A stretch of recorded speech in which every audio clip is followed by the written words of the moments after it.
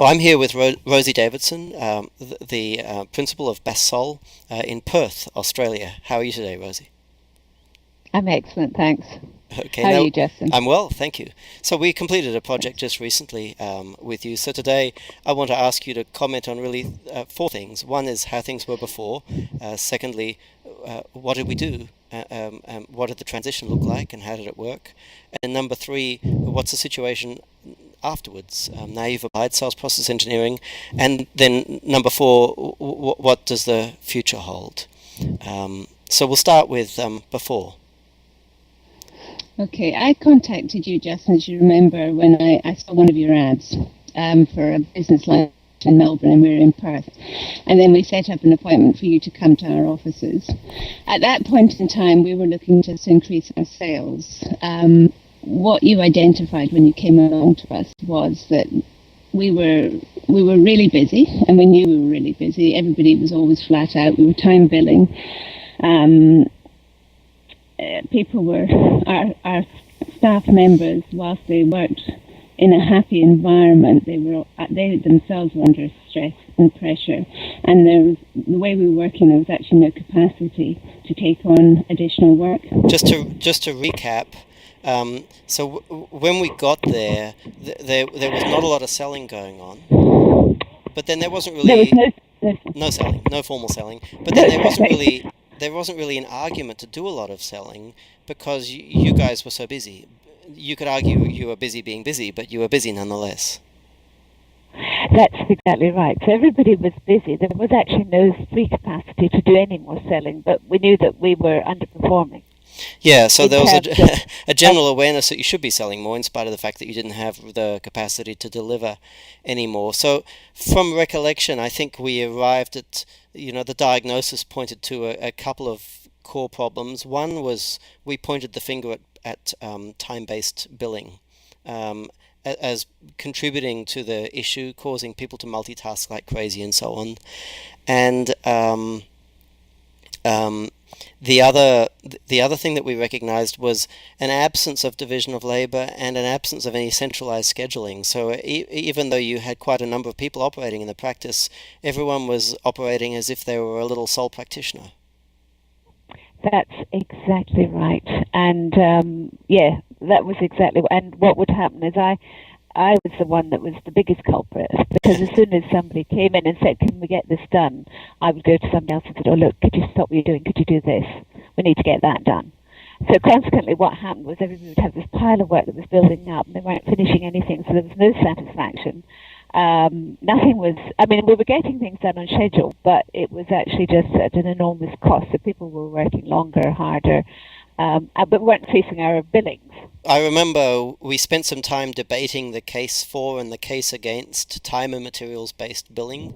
Obviously, I was on the side of being against time and materials-based billing, but it wasn't an easy decision, was it, to get rid of time billing? Oh, no, because basically, our accounting software is time billing. That's what it's set up to do. You put in your timesheets, it all gets fed through your invoice through that. So that's the way it's always been done. So it was actually a major turnaround in the way we were going to actually think. So that was, and the other thing that I remember you saying, which stuck in my mind, was being an accounting practice, you don't have to do much to be different from what's out there. It's not that you're an advertising practice where you've actually got to go out and be significantly better than the rest. All you've got to do when you're doing your marketing and sales is just be slightly different. Yeah. And I think, and so that to me was a major, it was like a little light bulb going off. So the first thing that you changed was you made the fairly momentous decision to get rid of time and materials billing and to transfer everyone to a monthly retainer. That was right. And in fact, I was thinking about that today. The time when we did that, we decided to coincide it with the start of the financial year. So it started the 1st of July. We went from no more time billing. We changed. You drafted an excellent letter that I could send out to my clients explaining why we were going on to a fixed project-based fees. But interestingly enough, I was thinking it really was probably almost the worst time to ever have done that, because that was our busiest time of year. We had the end of the financial year. We had so you had to catch up with the end of the financial year. We then had to try and get everything ready so it was actually a really busy time. So we picked a bad time to do it, and for people who are used to equating time with value, and negotiating with you on that basis, it's a fairly tough call. So I guess everyone listening is going to be wondering, how many clients did you lose? Because it wasn't an optional transition. You transitioned everyone all in one go.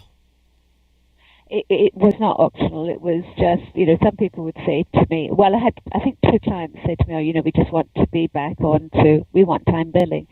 And I said to them, well, look, we're not doing any more time billing. So there isn't a choice. This is based on what we've charged you last year. This is the fee that we think is reasonable. And so you haven't got a choice. And we hadn't lost anybody. We didn't lose one client. And I would say, on the whole, well, it's been fantastic. I have so if there are other feedback. if there are other accountants listening to this interview, hearing you say you transitioned 100% of your clients from hourly billing to a flat monthly fee, they would be thinking, well, BAS SOL must only have 2 clients.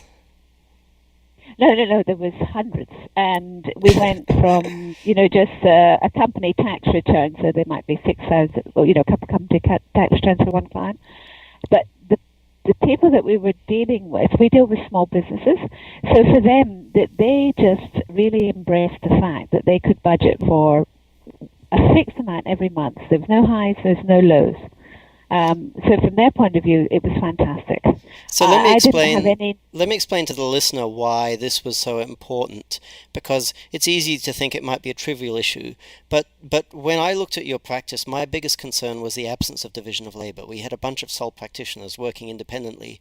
And of course, I believed that if we transitioned to division of labour, we could make everyone's work environment more pleasant by enabling them to focus on what they're meant to be doing, but also increase significantly the effective capacity of the practice. And of course, time and materials billing stands in the way of that, because it attaches a value to a person denominated in units in 10-minute increments. That's exactly right. And I think also what I found from my point of view, that because you have the highs and the lows of billing, each month there would be one client that would have been hit with a high bill because they would have had a problem, we'd had to spend more time, and you'd wait for that phone call. And you'd have to spend time talking to the client, explaining why the bill was high. Yeah. I don't have that anymore. There is no... you don't need to worry. You send out your invoicing each month. Everybody knows what it is. They've agreed to it. And it's just paid. So we got rid of time and material billing. And of course, getting rid of that's a prerequisite for division of labour. Can you talk about how you went with the whole division of labour thing? Because you no longer associate, as you say, a dollar value with a particular person doing it. You no longer worry whether you've got this person doing that task. You just need to get the work done. So when the work's being allocated on a daily basis, we still tend to find that we give people who know the client, we maintain the same person doing that client, because we find that it just is what works best. I guess the critical question is, have we increased capacity, and if so, where's the capacity? Where's the increase in capacity come from? I would say we could probably take on, in addition to what we've going, without losing any quality, we could probably take on probably 20% more. Increase our capacity by 20%. Well, that's without taking anybody else on, and without being in stress. So if we have any people listening who work in professional services firms, they may be thinking, well and good, Justin, you've turned this poor lady's firm into a factory. What do her staff think of that? And no, I think if you were to ask staff, I think everybody, we have our weekly whip meetings, which is what you've instigated, where we just stand for 5 minutes. We go over the board where we say, well, this is what's happening today, this is what you've got to do, and that the staff know exactly what they've got to do. They get allocated the 2 tasks to do, and then if they've got anything, if they've done those tasks, they then can come back and ask for more. So nobody's overloaded. Nobody has to. We've got new staff that came on board who don't even know what time billing is. So if they went to another accounting practice that had time billing, they wouldn't know where to start. So all they know is that they've got to get this done for the client, and if it takes them slightly longer, then that's how long it takes them. Okay. And now we've left the best bit till last. We centralize scheduling. So you now have a master practice for the practice as a whole, who schedules both production-related activities and sales-related activities. Can you talk about that role? I can. This was a new role that you brought in, and again, for anybody who's listening, we are a small practice, very small. We're not a big practice at all. And so the thought of we've never had a receptionist. It's always been anybody who answered the phone. So the thought of taking on a person that was not going to bring in any wages or income for us was a thought, really, for a small practice. So we've taken on a scheduler. Her role is, and she's worked with the Ballistix team, and it's quite a complex scheduling system that you've put in place. When I say complex, it's easy to use, but you've actually got to have the knowledge to put in place what you've done. We couldn't have done it without your help. But now we've got all of our clients, all of our work comes in. We know on a daily basis what has to be done, when it's got to be done by. The scheduler schedules the work for the person, so people know they can actually come and look at the board and they can see what work's coming up for the week. They know what's coming in, when it's got to be done by. And on a daily basis at our WIP meeting, that work is given out to each staff member, and then they let the scheduler know at the end of the day what's been done, or if there's a hold-up. And she's responsible for getting in all the additional work. So if we're missing information, we then would give it to the scheduler, and she will then chase up the client, and she's the client's point of contact. Now, what that's done for me is I used to be the main point of contact, so that's actually freed up an enormous amount of my time. I was the one who sent out all the emails. Everything went through me. So now Crystal's the main point of contact for the client, so they send everything through to Crystal. She makes sure that everything's printed out, so if we need additional information from clients, Crystal gets it. The staff then liaise with her. Okay, so your scheduler is taking the inbound projects, breaking them into tasks, and in the WIP meetings you allocate tasks to the people who are going to perform them. Now, I think she's also interrupting any inbound calls, emails, and batching them together for people to action, in batches, as opposed to when they come in during the day. That's exactly right. So basically what she does is, there's certain clients that you want to speak to, so that they would be put through straight away. But the other clients, and anybody who works in a small accounting practice knows that you'll get lots of phone calls all the time, and you could spend your day answering phone calls and doing nothing. So having somebody who can just say, look, I'll get you to call, she'll call you back later, and you can then phone back when you've got the time. Has actually, it's just made our life more structured and systemized. What you've suggested and put in place isn't actually rocket science, but when you're drowning in your own practice, I'll have to edit that bit out. But when you're actually drowning in your own practice, you can't see the wood for the trees. Yeah. And so what you do need is somebody who can come in and say, look, this is what you need to do. And even though you told us what to do, it was through Rebecca being here and saying, now look, you've actually got to start managing these calls better. So you actually wanted to talk about sales when you first approached us. I don't want the listener to think we haven't done anything in that area. Do you want to talk about the role of the scheduler with respect to sales, and in general, what's happening with sales?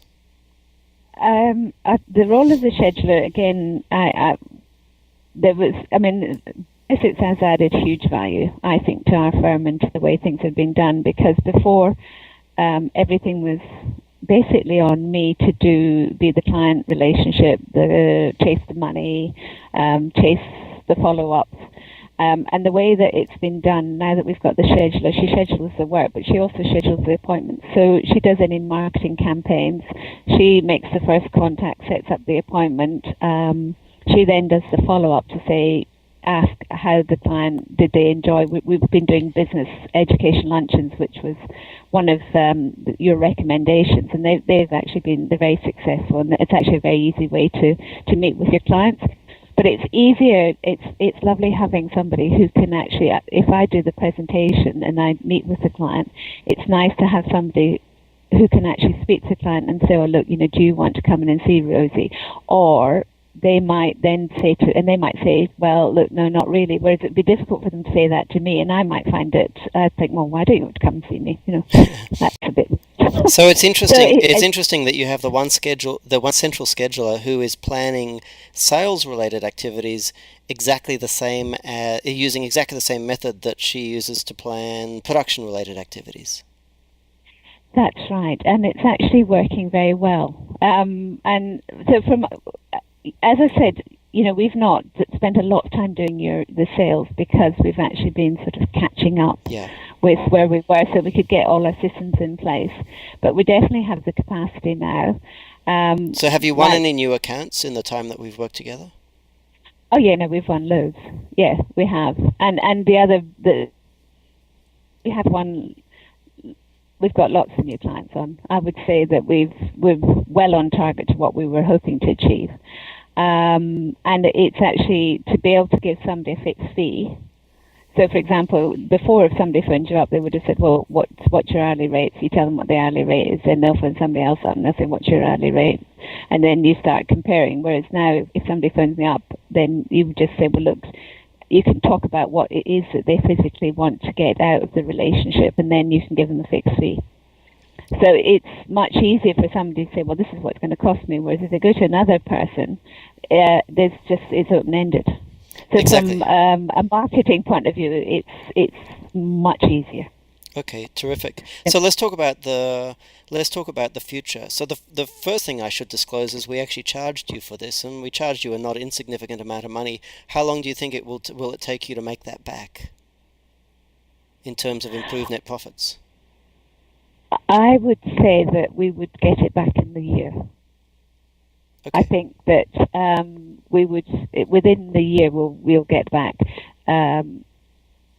Because the fee that was charged, and I think it was worth every penny, was huge. And there wouldn't be, lots of people would look at you and think you're off your head to spend that sort of money on something you don't know if it's going to work.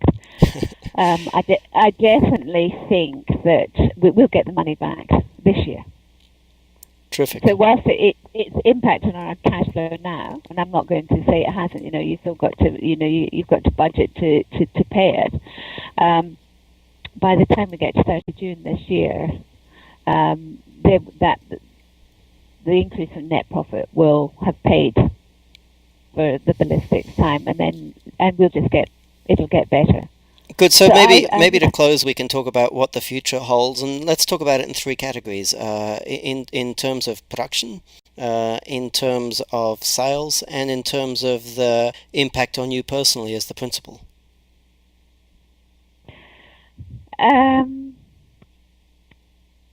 Well, our systems and procedures now, we've actually got proper systems and procedures. So in terms of production, we've definitely got the capacity. We can actually take on new work and we can schedule when it's going to be done. We know, the availability. So you've actually now got a system where you can actually look at it and say, yes, well, look, we'll either be able to get it done this week or we can definitely get it done next week. Whereas before, you could say, yeah, you get it done, but something else wouldn't be done. Yes. Now it won't be done in lieu of something else. Yeah. In terms of sales, I mean, we're quite ambitious that we want to double our sales. So that would be over the next 2 years, we want to double our sales, our revenue, which I think is definitely achievable. And the impact on you personally as a principal? Well, I mean, I'm not any less busy, but I'm not. I'm still busy. Sure. But I'm more. It's more useful. My time spent growing the business. I don't think the clients. None of our clients have suffered at all. I think they would all say that they've still got the same level, if not better, level of service. I'm not as stressed because I'm actually all the mundane stuff that I used to do. I don't have to do anymore. So I can actually focus more on what I want to do and where I think we should be going and what I think, and looking at the clients and saying, well, this should be happening, and speaking to the clients. Well, that's terrific. Well, thank you on behalf of me and also on whoever's listening for sharing your experiences so freely, and I wish you luck for the future, and I look forward to seeing the practice continue to grow. Well, I'll let you know. Thank you, I'll let Rosie. you know next year. I'll send you an email. Terrific. Thanks, Justin. Thank you.